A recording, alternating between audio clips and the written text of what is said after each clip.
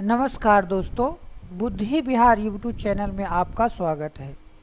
मैं नवीन कुमार आज ज्योग्राफी से एक टॉपिक नदी टॉपिक से हमने कुछ महत्वपूर्ण प्रश्नों को लेकर उपस्थित हुए हैं।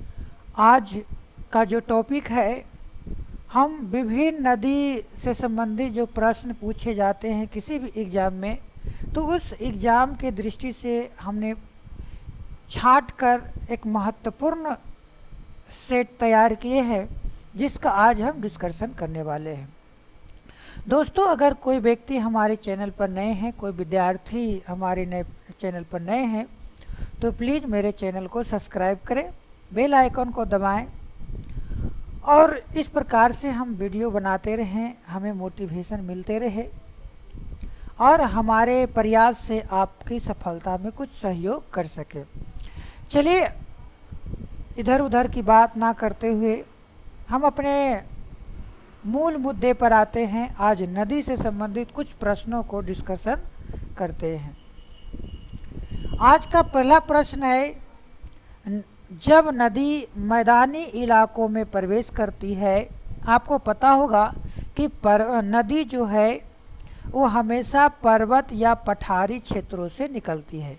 यह कह रहा है कि जब नदी मैदानी इलाकों में प्रवेश करती है तो वह घुमावदार रास्ते पर बहने लगती है।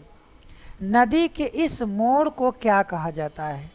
क्या है कि जब ऊपर से आती है तो ढलान के सहारे ये तेजी से नीचे बढ़ती है, लेकिन जैसे ही मैदानी भागों में आती है ये घुमावदार रास्तों से होकर गुजरती है। इससे क्या कहते हैं? इसे विस्पर्प कहते हैं, विसर्प कहते हैं। ये जो घुमावदार होते हैं नदियाँ, उसको कहते हैं विसर्प। तो इसका आंसर क्या हो जाएगा? डी हो जाएगा।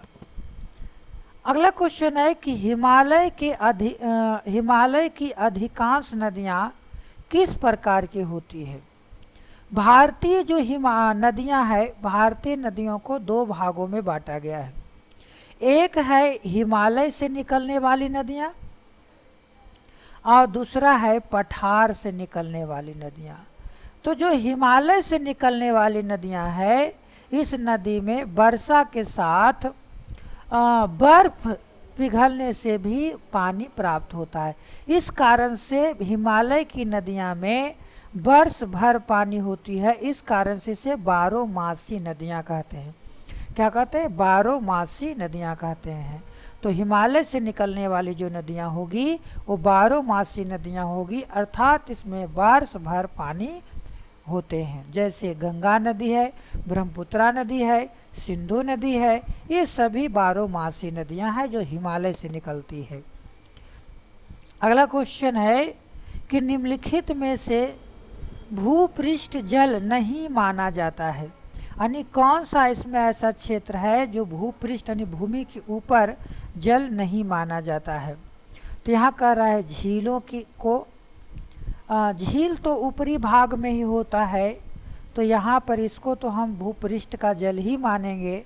यहाँ कह रहा है नहीं माना जाता। जल भीतों को, नदियों को, महासागरों को, नदी महासागर सभी ऊपर में होते हैं।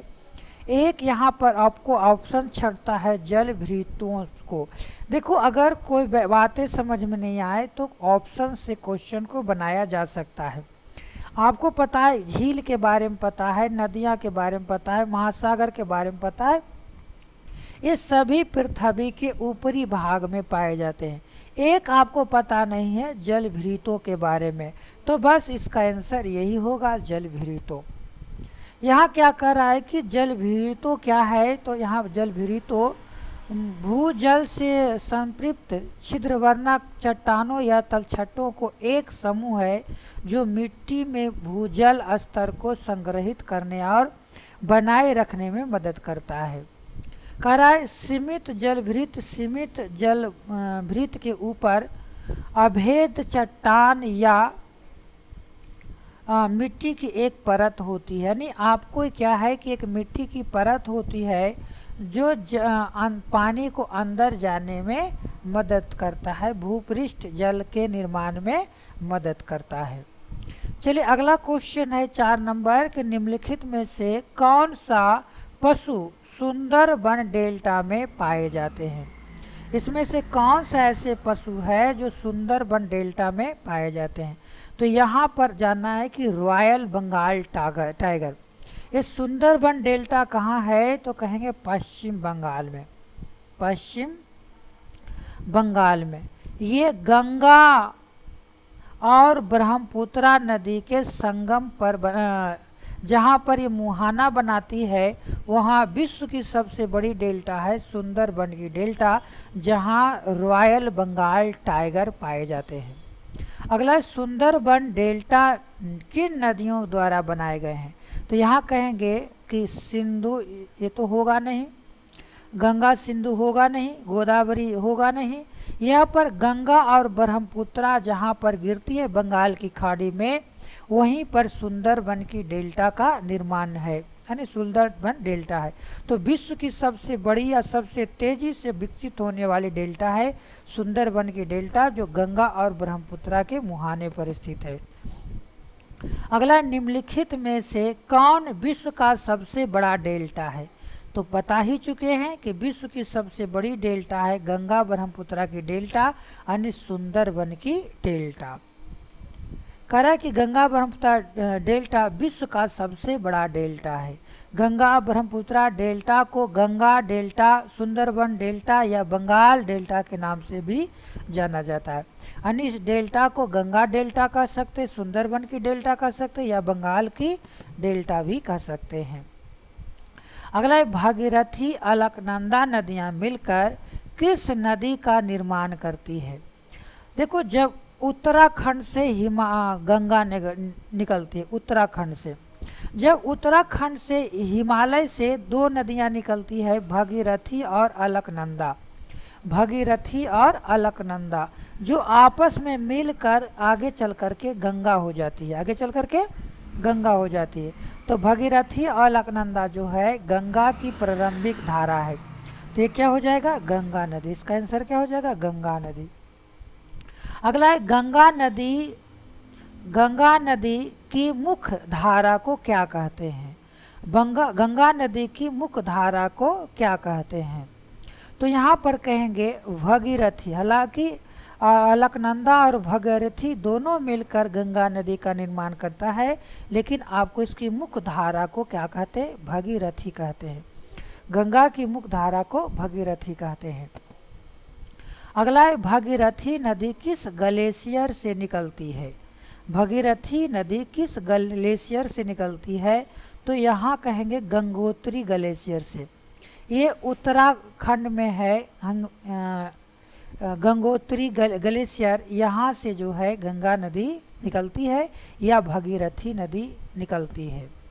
अगला, निम्नलिखित में से कौन सा शहर गंगा यमुना नदी के संगम पर स्थित है? इनमें से कौन सा शहर है जो गंगा और यमुना के संगम पर स्थित है? तो कहेंगे इलाहाबाद। हालांकि आज इसको प्रयागराज के नाम से जानते हैं, प्रयागराज के नाम से जानते हैं, अभी इसका नाम हो गया है प्रयागराज। अगला है, गंगा नदी का मैदान किन 2 नदियों के बीच फैला हुआ है? गंगा का मैदान किन 2 नदियों के बीच फैला हुआ है? तो कहेंगे ये जो है घग्गर नदी और तीस्ता नदी, घग्गर नदी तीस्ता नदी के बीच में हमारा गंगा का मैदान फैला हुआ है। घग्गर नदी और तीस्ता नदी ये दोनों जो है आपको गंगा की सहायक नदी है। अगला है, गंगा नदी की किस उत्तरी तट की सहायक नदी काली गंडक और त्रिशूल नाग नाम 2 आधारों से मिलकर बनी है? यानी गंगा नदी की किस उत्तरी तट की सहायक नदी, यानी जो सहायक नदी है काली गंडक और त्रिशूल गंगा नामक 2 धाराओं से मिलकर बनी है। यानी इसमें से किसकी धाराओं से मिलकर बनी है? तो कहेंगे ये गंडक नदी से मिलकर बनी है, गंडक की धारा से बनी है। अगला, सतलज और काली नदी के बीच स्थित हिमालय किस नाम से जाना जाता है? हिमालय की प्रादेशिक विभाजन किया गया है। यहाँ पर कहेंगे कि सिंधु नदी की मोड़ से तीस्ता नदी की मोड़ तक हम कहते हैं यहाँ पर पंजाब हिमालय। फिर तीस्ता नदी से काली नदी की मोड़ तक हम बोलते हैं यहाँ पर नेपाल हिमालय। फिर आगे है कुमाऊं हिमालय, फिर है नेपाल हिमालय और फिर है असम हिमालय। तो यहाँ पर कह रहा है कि सतलज और काली नदी, सतलज नदी और काली नदी, ये है काली नदी। सतलज नदी और काली नदी के बीच में जो पंजाब है उसको क्या कहते हैं, तो इसे पंजाब हिमालय के नाम से जानते हैं। उसके आगे काली नदी से तीस्ता नदी तक जो हिमालय है उसको कुमाऊं हिमालय कहते हैं। और काली नदी से तीस्ता नदी तक जो हिमालय है उसको हम नेपाल हिमालय कहते हैं। और तीस्ता नदी से लेकर ब्रह्मपुत्रा नदी तक जो हिमालय है उसको हम असम हिमालय कहते हैं। अगला, निम्नलिखित में से कौन गंगा नदी की एक सहायक नदी, इनमें से कौन सी नदी जो है गंगा की सहायक नदी, तो घाघरा नदी जो है गंगा की सहायक नदी है। सरस्वती, माही, भीमा ये सभी गंगा की सहायक नदी नहीं है। देखो, गंगा की हिमालय से आकर मिलने वाली 3 सहायक नदी है। एक है आपको यमुना नदी, एक घग्गर नदी, एक गंडक नदी और एक कोसी नदी। ये 3 नदियां जो है वो गंगा की सहायक नदी है। अगला है, गंगा नदी बिहार राज्य को कितने भागों में बांटते हैं। गंगा नदी बिहार इसको 2 भागों में बांटती है। एक को कहते हैं उत्तरी बिहार और एक को कहते हैं दक्षिणी बिहार। तो इसका आंसर क्या हो जाएगा, डी। अगला है, निम्नलिखित में कौन गंगा नदी की सहायक नदी नहीं है। इनमें से कौन सी नदी जो है वो गंगा की सहायक नदी नहीं है। तो यहाँ पर सोन, गंडक, गोमती ये सभी गंगा की सहायक नदी है। लेकिन घाट प्रवाह जो है गंगा की सहायक नदी नहीं है। निम्नलिखित में से कौन गंगा नदी सहायक नदी नहीं है। यहाँ पर सोन नदी, काली नदी, राम गंगा, पेन गंगा। ये राम गंगा और पेन गंगा जो है, यहाँ पर पेन गंगा ये गोदावरी की सहायक नदी है, गंगा की सहायक नदी नहीं है। अगला, त्रिशूल नाग किस नदी के एक धारा है। त्रिशूल नाग कहेंगे गंडक नदी की एक धारा को त्रिशूल नाग कहते हैं।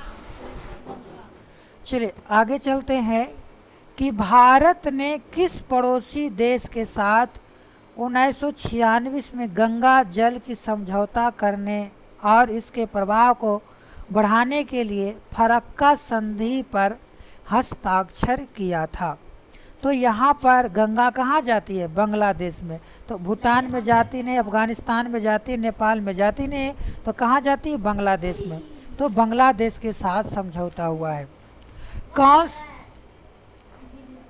कौन सा ग्लेशियर गौरी गंगा नदी के स्रोत है जो काली नदी की एक महत्वपूर्ण सहायक नदी है।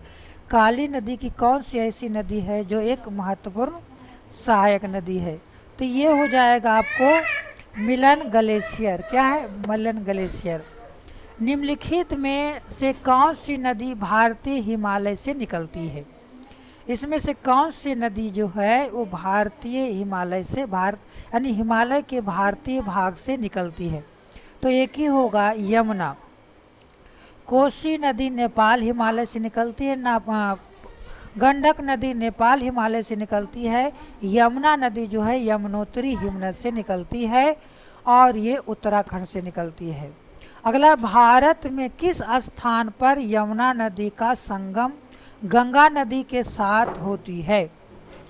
यमुना नदी तो कहेंगे प्रयागराज में, यानी इलाहाबाद में। निम्नलिखित में से कौन सी हिमपात वाली नदी है। हिमपात मतलब कि हिम से निकलने वाली नदी है, तो क्या कहेंगे, यमुना, जो गंगोत्री हिमनद से निकलती है। आगे निम्नलिखित में से कौन यमुना नदी की सहायक नदी है? चंबल नदी और बेतवा नदी। चंबल नदी और बेतवा नदी जो है वो गंगा की यमुना की सहायक नदी है। हालांकि यमुना गंगा की सबसे लंबी सहायक नदी है। अगला, अलकनंदा नदी भारत में भगीरथी नदी में कहाँ मिलती है? अलकनंदा नदी जो है अलकनंदा और भगीरथी वो कहाँ मिलती है? तो कहेंगे देव प्रयाग में, उत्तराखंड में ही है, जिसको बोलते हैं देव प्रयाग। वहाँ पर भगीरथी और अलकनंदा आपस में मिलती है। उसके बाद ये नदी गंगा के नाम से जाना जाता है। जब नदी मैदानी इलाकों में प्रवेश करती है, ये हम पहले ही आपको इसका क्वेश्चन करवा चुके हैं, जिसको बोलते हैं विस्तार। चलिए आगे है, निम्नलिखित में से कहाँ पर अलकनंदा और मंदाकिनी संगम है? मंदाकिनी संगम तो यहाँ पर कहेंगे रुद्रप्रयाग में। कहाँ? रुद्रप्रयाग में। करा, निम्नलिखित में से कौन सी नदी सिंधु नदी की सहायक नदी नहीं है? सिंधु की 5 सहायक नदी है। सतलज नदी, रावी नदी, ब्यास नदी। यहाँ सतलज, रावी, ब्यास, झेलम और चिनाब, ये सभी जो है वो सिंधु की सहायक नदी। कोसी नदी जो है गंगा की सहायक नदी है, सिंधु की सहायक नदी नहीं है। विश्व का सबसे बड़ा नदी द्वीप कौन सा है? तो विश्व का सबसे बड़ी नदी द्वीप है मंजूली द्वीप। कौन से? मंजूली द्वीप।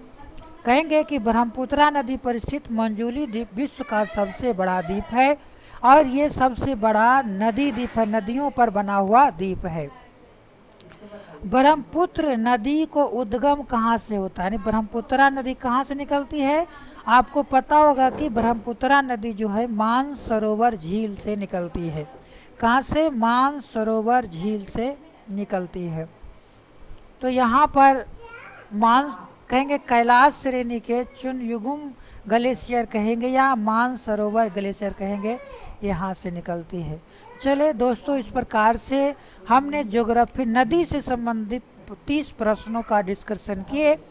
अगले जो आने वाला है उसमें और भी नदी की जो भारतीय नदियां हैं इससे संबंधित कुछ प्रश्नों को लेकर हम पुनः उपस्थित होंगे। लेकिन आज का वीडियो यहीं समाप्त करते हैं। यहाँ तक हमारे वीडियो को देखने के लिए आप सभी को धन्यवाद। आपका दिन शुभ हो।